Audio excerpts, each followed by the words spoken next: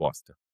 Então a base da competição é fazermos propostas e não disputarmos quem está certo, quem está errado, quem deu a ideia, quem é melhor, quem é pior.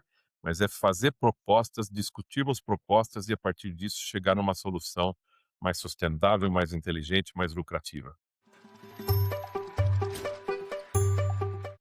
Olá, tudo bem? Vamos começar mais uma coisa hoje. E hoje nós vamos estar com Douglas Liberato.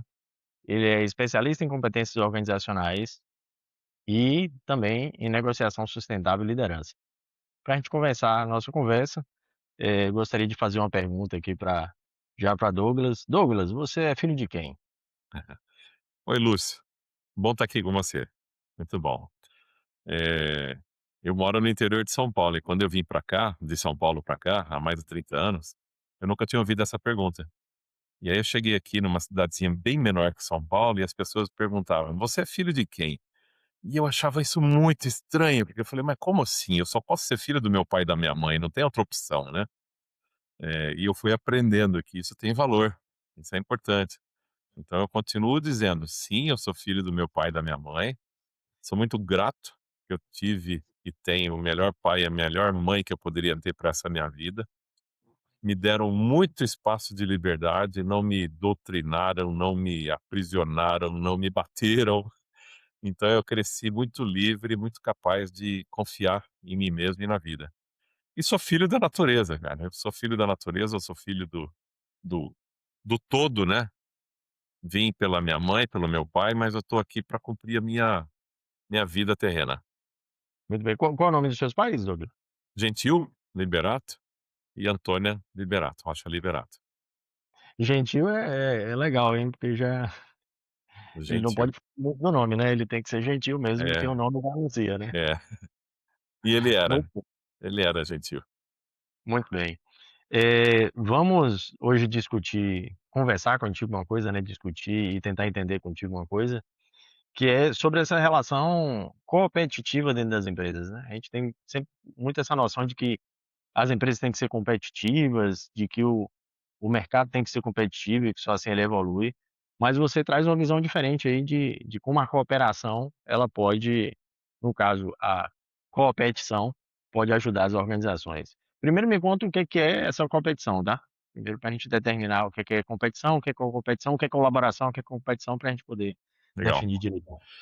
O mercado, sem dúvida, Lúcio, que ele é competitivo. As empresas competem, ainda que existam opções para as empresas também, né? Existe um trabalho muito bonito que foi feito há muitos anos por 2 escritores sobre o Oceano Azul, né, a estratégia do Oceano Azul, onde diferencia justamente esse oceano vermelho, onde a grande maioria das empresas estão, eh, que é você degladiar com o teu concorrente, base de preço, base de muito investimento para conseguir share no mercado, ao ponto que se você reposicionasse a sua maneira de ser, de pensar e de ver o mercado, participando de um oceano azul, você teria muito mais valores para entregar, muito mais valor agregado no teu produto e, portanto, um resultado muito melhor. E isso não é possível por causa da mentalidade das pessoas das empresas. Então, hoje, a mentalidade que prevalece nas empresas, no mercado adulto, profissional, na sociedade, é o da competição, né. Então imagine uma equipe de 10 vendedores, a empresa está lá dizendo para eles que eles precisam vender, eles têm uma meta, e quem superar a meta em 5%, em 10%, em 15%, ou seja, o ganhador do mês vai ganhar isso, vai e o último lugar, né, isso. Quer dizer, fica o ranço da competição. E todo mundo acha que é boa a competição. E a competição, ela estabelece uma coisa básica: ganhar ou perder. E quando estabelece a competição ganhar ou perder, tem duas coisas que a gente precisa lembrar. Primeiro, onde tem um ganhador, pensando em equipes, onde tem um ganhador, tem vários perdedores. E ninguém gosta de se sentir perdedor. Então, por que que nós, como líder, estamos promovendo perdedores na nossa equipe e cobrando para eles serem bem-sucedidos? Se nós estamos despertando neles o espírito de perdedor, de culpa, de incapacidade, de baixa autoconfiança, baixa autoestima. Então, o líder está fazendo isso com a equipe, quando ele promove a competição. A segunda coisa é que competição estabelece que, para você ganhar, você precisa evitar perder. Ou seja, você precisa fazer o outro perder para você, e quando você entra numa competição declarada ou velada, o que está estabelecido ali é: eu não quero perder. Ou seja, o indivíduo dispara nele, Lúcio, o medo de perder. E quando ele dispara o medo de perder, ele vai agir pelo medo. Ele vai criar rivalidades, ele vai criar defesas, talvez ele crie obstáculos, talvez ele crie dificuldades, talvez ele crie barreiras, talvez ele crie distanciamento dos outros. Por quê? Porque os outros estão contra ele, os outros não estão a favor dele, os outros não estão com ele. Ou eu ou eles, sabe? Então nós criamos essa dinâmica nas empresas e que mais faz a empresa perder do que ganhar. Entendi. Mas, vamos lá, né, depois eu vou fazer uma outra pergunta da questão de onde a gente encontra, na própria natureza, no convívio, essas questões de competição e competição. Mas, como é que fica a avaliação de desempenho? Porque, como é que eu vou avaliar? Eu tenho critérios mínimos, então, que eu vou poder avaliar essas pessoas. Como é que ficaria isso? Porque você não estabelece um ranking, digamos assim, mas então eu tenho que estabelecer critérios mínimos ou desempenhos mínimos para poder avaliar minha equipe. Como é que isso se dá então? Se a empresa optar por essa questão de trabalhar a cooperação. Pois é, eu já utilizei esse modelo mental quando eu gerenciava, foi muito bem-sucedido, e em todo o período que eu ofereço consultoria para as empresas, já implantei em algumas empresas esse modelo também competitivo e não competitivo. Qual é a diferença disso? Não é que você não vai fazer avaliação individual, avaliação de desempenho individual. Vai fazer sim, precisa disso. A pedida do que nós precisamos hoje no mundo é clareza e transparência. Então, quando nós nos baseamos em clareza e transparência, união e equipe, nós podemos dizer sim que nós vamos manter o desempenho coletivo. Porém, o que eu estou promovendo na minha equipe não é ver quem é o melhor, quem é o pior, quem ganha, quem perde. Mas é considerar que seres humanos são diferentes, têm habilidades diferentes, têm momentos diferentes na vida. Porém, todos que estão ali na minha equipe, se estão na minha equipe é porque tem perfil para estar ali, tem habilidades, conhecimento, competência, interesse, desempenho, só que eles não vão ficar par a par. Por que que eu deveria incentivá-los a ver quem ganha e quem perde? Não é corrida de cavalo, são pessoas. Então, a Sim. avaliação de desempenho, tudo bem, porém, a remuneração e o resultado, eles têm várias possibilidades que nós fazemos isso, onde você não privilegia o individual, mas você privilegia o senso de equipe. E aí sim você vai ver pessoas apoiando pessoas, trocas ricas, um contribuindo com o outro e um cooperando lucrativamente com o outro. Tá. Quando você fala isso de ser competitivo, ele também consegue resolver aquela questão das equipes internas versus equipe comissionada? Porque sempre existe essa questão, né, a equipe interna fala: "Poxa, eu estou aqui, sou eu que mando os 200 boletos aqui para o cliente, sou eu que resolvo a gestão de estoque", mas a equipe de vendas que é comissionada e que ela ganha lá sozinha, então o pessoal do financeiro, principalmente, fica mais chateado, fala: "Pô", quando vê lá os recebíveis de cada um, fala: "Pô, esse cara tá ganhando 5, 6 vezes mais do que eu, e eu tô aqui também dando a vida aqui, e não estou conseguindo ter esses mesmos rendimentos". Isso esse pensamento de competição, ele também resolve essa questão de equipes internas mais equipes comissionadas? Cada um tem uma função na empresa e cada um tem um valor no mercado, mas ainda assim cada um pode ser valorizado e percebido pela sua contribuição. Vou te contar um caso muito simples. Quando eu gerenciava uma equipe, eu tinha 3 equipes de venda para diferentes focos de mercado. E eu via muito aquelas equipes batendo as suas metas. E eu via muito o pessoal de retaguarda, seja estoque, seja caixa, expedição, motorista, todo mundo trabalhando muito pelos resultados que vinham das vendas. Então eu olhei para aquilo e disse assim: bom, tá na hora de eu valorizar todo mundo, dar o passo seguinte aqui. Fui lá para o meu diretor e falei para ele assim: ó, eu vou criar um problema para você, mas eu vou criar uma coisa boa para essa empresa.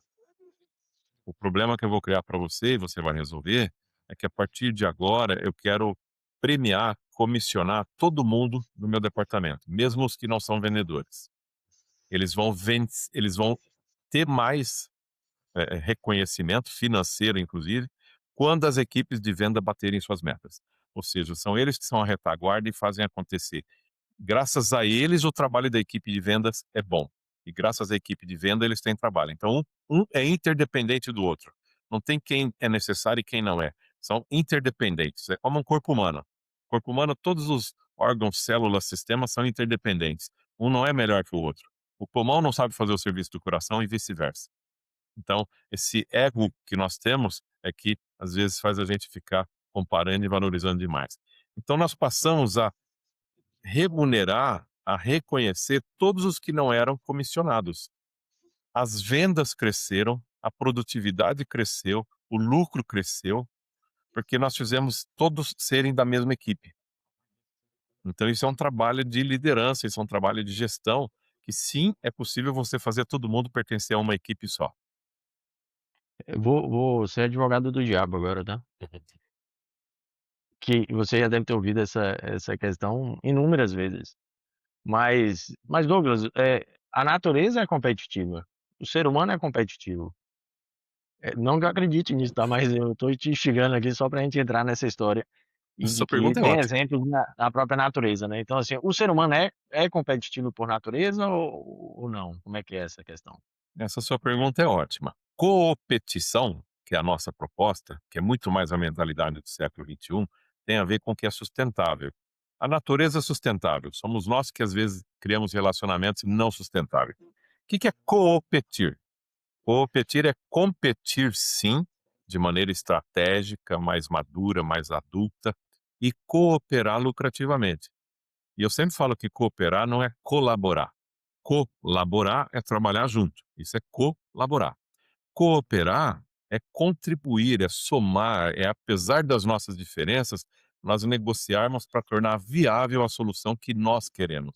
Então não sou eu ou você o autor da solução, somos nós que vamos conquistar, somos nós que vamos gerar. Como se faz na natureza? A natureza, todo animal é competitivo, sim. Todos os animais são competitivos e nós humanos somos, mas não para sermos predadores ou para ganhar do outro. Nós somos competitivos, deveríamos ser competitivos para buscar o que nós queremos e precisamos, mas isso sem predar o outro, sem considerar que o outro é nosso inimigo. Se você olhar animais, cachorro, gato, urso, leões, tudo que você pensar, na grande maioria das vezes, eles rivalizam e até hostilizam um ao outro, ao ponto de deixar o limite das coisas estabelecido. Essa área é minha, aqueles filhotes são meus, você não vai mexer com eles. Mas eles não machucam o outro. Eles não têm a intenção de malfazer, de ganhar do outro. Eles têm a intenção de preservar aquilo que é importante para eles, o que sustenta eles, aquela região de caça, a minha manada, os meus filhotes, isso é o que eu estou defendendo. Então eu não estou contra você, eu estou a favor do que eu preciso estar. Mas se o outro vier somar comigo, como existem leões, por exemplo, os leões aderem aos grupos, eles são pacíficos. Cachorros são pacíficos, cachorros não são violentos. Nós conhecemos profissionais que trabalham com cachorros e colocam todos os cachorros juntos e nenhum ataca o outro, porque eles não têm esse espírito de competir pelo nada. Eles não têm um ego para ter orgulho, para ter vaidade, para ter medo do outro a troco de nada. Somos nós que fazemos essa compulsão do ser humano de ser competitivo para ser aprovado ou rejeitado. Entendi.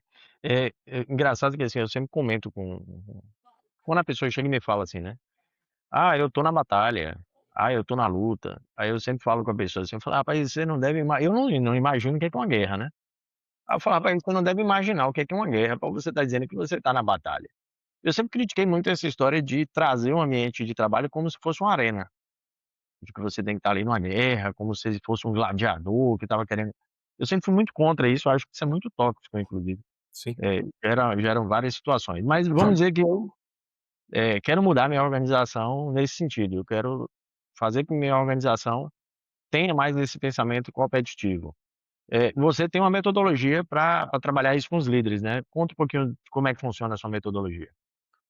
Sim, nós temos uma metodologia nossa mesmo, desenvolvida internamente, e que uma das coisas que nós temos muito claro é de que uma das coisas mais difíceis que você tem para fazer, que as pessoas continuam tentando, é ensinar um adulto, é mudar a mentalidade de um adulto.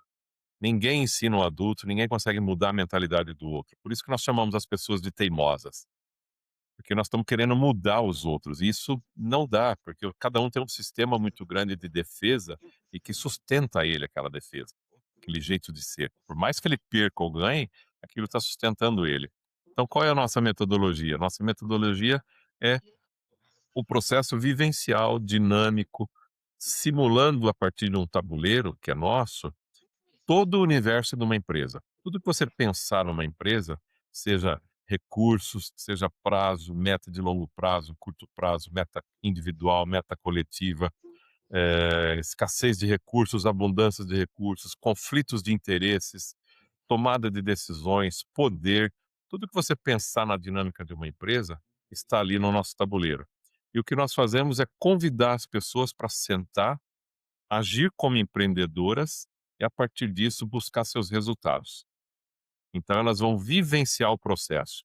Por trás desse brincar sério que eu falo, que é negociar para gerar soluções, nós estamos usando andragogia e não pedagogia. Nós não estamos ensinando criança, nós estamos desenvolvendo adultos com a andragogia e nós estamos utilizando a neurociência.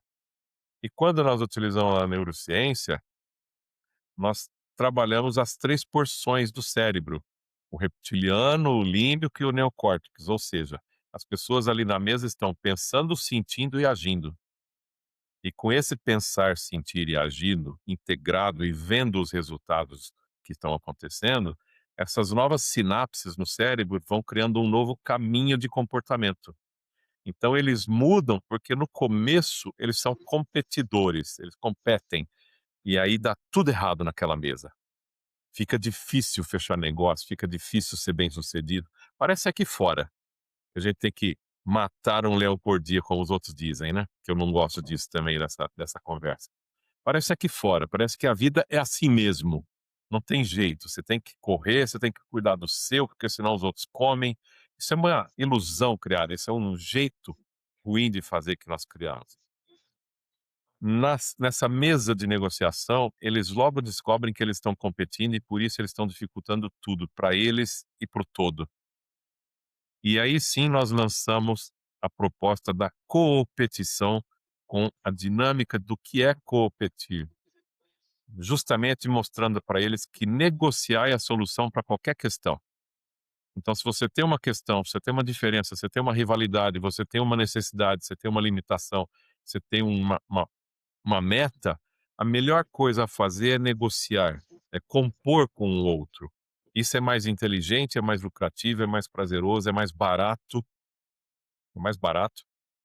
Então as pessoas aprendem fazendo, que é como o adulto aprende, fazendo. Se você quer nadar, pula na piscina, não fica lendo um livro de natação.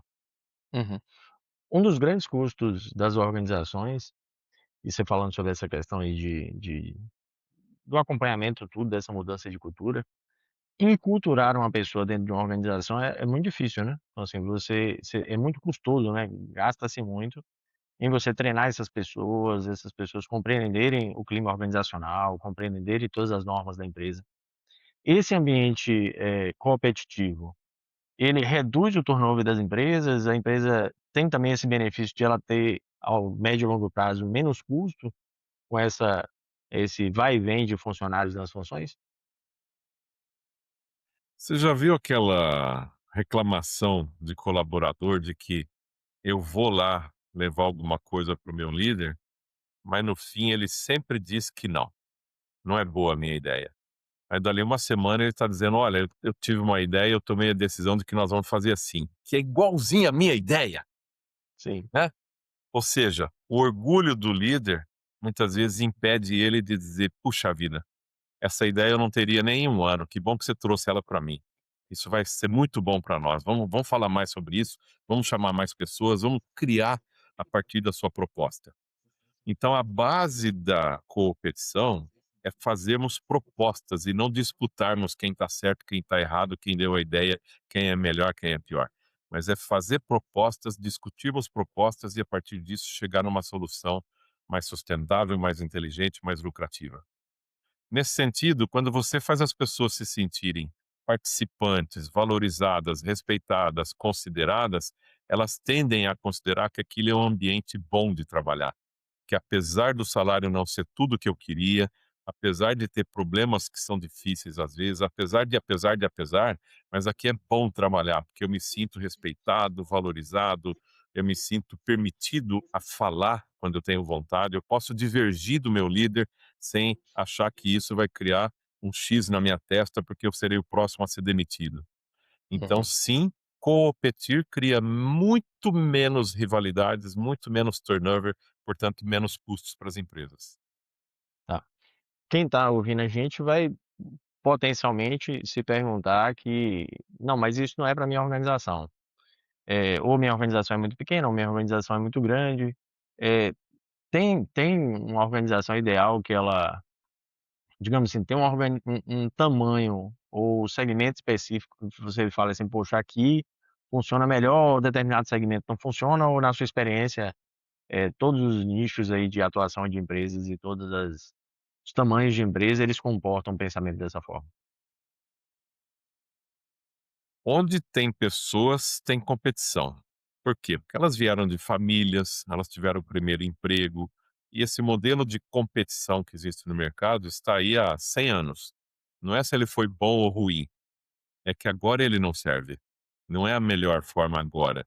Não importa se no passado ele serviu. Então, nesse sentido, qualquer agrupamento de pessoas vai ter divergência, rivalidade, competição, e aplicar a competição como mudança de modelo mental serve, independente do tamanho. Vou te dar um exemplo muito pequeno. Uma vez eu atendi uma empresa que eram duas lojas de roupa e eles tinham 14 mulheres como vendedoras. Imagina um grupo de 14 mulheres onde o sistema de vendas era aquele famoso sistema de venda que inventa, que o dono inventa, que é de quem é a vez, né. Então quando o cliente chega lá na porta, assim: "De quem é a vez?". "Ah, é da Joana", vai lá a Joana. "De quem é a vez agora?". "É da Márcia", vai a Márcia. Ou seja, às vezes alguém vai se sentir que só pegou bucha no dia, alguém vai vamos dizer assim: "Ah, você foi no banheiro porque você foi malandra. Você malandrou, foi no banheiro porque você viu que quem estava entrando era fria, era bomba, é uma cliente que que as pessoas chamam de carne de pescoço, né, que Uhum. é dura, não compra nada, só pede, não quer nada, quer desconto em tudo, mas não leva nada. Então você foi malandra, você foi pro banheiro, você foi cuidar do estoque, não sei o quê. Só tinha rivalidade nessa loja. 14 mulheres vendedoras, só rivalidade, só dores. Quem perdia? Todas elas e a empresa. O que que nós fizemos? Começamos a criar um modelo de cooperação lucrativa, um modelo competitivo, sem elas saberem que estavam fazendo isso. Resultado disso, todo mundo se sentiu desconfortável, né, no começo, porque assim: "Ah, mas como assim agora? Então quer dizer que agora eu vou depender das vendas dela para eu receber quanto eu mereço?". Não, você não depende das vendas dela. Vocês vão fazer as vendas acontecerem melhor para que todo mundo se favoreça. E aí nós criamos escalas de metas, evidente, criamos uma série de coisas para que a gente pudesse fazê-las compreender de quanto isso era muito mais saudável e lucrativo para elas. E o resultado foi aumento de venda, aumento de união entre elas, parou de haver saída, parou de haver briga com a gerente, que parecia que a gerente sempre torcia para uma e não para outra, né? Quem é a amiguinha da gerente? Como é que eu vou seduzir, manipular a gerente? E elas passaram a fazer um trabalho só, unidas. Não é mais de quem é a vez. É, eu posso atender esse cliente, então eu vou atender. Ou eu vou dobrar as roupas enquanto você atende, ou dobre as roupas porque hoje eu quero atender. Não importa, eu sei que o que eu fizer aqui, eu não estou perdendo, eu sempre estou ganhando. Então, essa consciência, essa união, essa segurança de que não importa o que vai acontecer, mas eu sempre estou favorecido, ou seja, não tem ninguém fazendo eu perder, não tem ninguém jogando contra o meu trabalho, faz com que as pessoas cresçam juntas, de novo faz com que o lucro aumente, o turnover diminua, o passivo diminua. Você falou aí, tem um amigo meu que ele trabalha com casa e material de construção, e aí ele fala que eles chamam lá de domingueira, é aquele cara na faixa aí dos 35, 40 anos, que ele chega lá de bermuda e chinelo e, na verdade, ele só quer comprar 5 parafusos e uma fita isolante. Aí ninguém quer atender esse O cara, porque domingueiro, eles chamam de domingueira, aí é. o cara já vai de longe: "Não, sábado não, sábado na casa de material de construção só pode ser isso, é um pequeno reparo que ele tem que fazer em casa". É, aqui chamava de bermudinha. O cara que vai nas lojas de sábado de manhã é o bermudinha, só vai procurar a porca, ele não quer nem o parafuso e a porca, ele quer a porca. Sim. Mas aí essa história, né, porque assim, para o vendedor, talvez seja uma venda ruim, né, mas para a organização, para a empresa, é uma fidelidade que ele está criando naquele Sim, cliente, né, porque se atender o cara numa fita isolante, sim. ele vai atender também quando a pessoa potencialmente ela precisar de alguma coisa, maior, digo assim, né, de um valor aquisitivo maior, ela vai, lembrar daquela organização que É. tratou bem dele quando ele comprou algo menor, né, digamos assim, de menor Agora, custo. Lúcio, nós já aplicamos a mesma metodologia para empresas muito grandes, já apliquei para empresas com 1.800 pessoas. Sim. Então nós buscamos os principais líderes, inicialmente os 25 líderes principais, depois envolvemos mais pessoas, até um total de 120 pessoas naquela organização. Pessoas que eram influentes, perdão, pessoas que eram influentes, que eram líderes, que eram decisores, e quando essas pessoas mudaram o seu modelo mental de não competir entre as áreas, porque as pessoas gestoras de áreas competem entre áreas como se fosse 10, 12 Feudos. CNPJs diferentes. São os feudos, né, ele tem um São os feudo feudos, dele né, ali. que a gente chama, os 12 CNPJs, os 12 feudos, cuida do teu que eu cuido do meu, e no fim eles estão lá discutindo quem está certo, quem está errado, quem é melhor, quem é pior, e não percebe que está todo mundo perdendo junto, o PPR deles, o PLR deles diminui. Uhum, Então quando eles conseguem entender de que nós somos da mesma equipe, nós precisamos conversar, apesar das divergências, nós precisamos chegar em algo mais consistente, nós precisamos competir e não ficar competindo. Quando o líder, diretor, consegue compreender que o trabalho dele não é provocar rivalidades. Ó, fulano tá falando isso de você, hein? Por que que ele veio falar isso pra mim? Vê lá o que você faz, hein? Pra que que ele tá criando rivalidades? É o diretor ampliar a mentalidade dele também, o comando da empresa, os gestores principais mudar a mentalidade e entender de que, puxa vida, eu tô contratando essas 1.800 pessoas para trabalhar como um time e eu estou fazendo eles virarem um monte de rivais entre eles. Eu estou provocando a perda no negócio também. uhum. Aí então quando você digamos assim, essa mudança da equipe ela parte da liderança. Então assim, a liderança tem que estar engajada, então primeiro existe um trabalho com as lideranças e depois isso vai, digamos assim, propagando nos demais líderes de nível hierárquico menor, mas essa, digamos assim, a liderança comprar essa ideia e comprar esse conceito, então é fundamental. É fundamental, porque são as pessoas que mais influenciam na empresa, né? São elas que criam ambientes leves ou pesados para os colaboradores. São elas que dificultam ou facilitam o trabalho de contribuição de todo mundo. São elas, né, as pessoas que estão em liderança que fazem com que as pessoas se sintam permitidas, ouvidas, consideradas, valorizadas, ou se sintam só um número dentro das empresas. São os líderes que fazem essa diferença.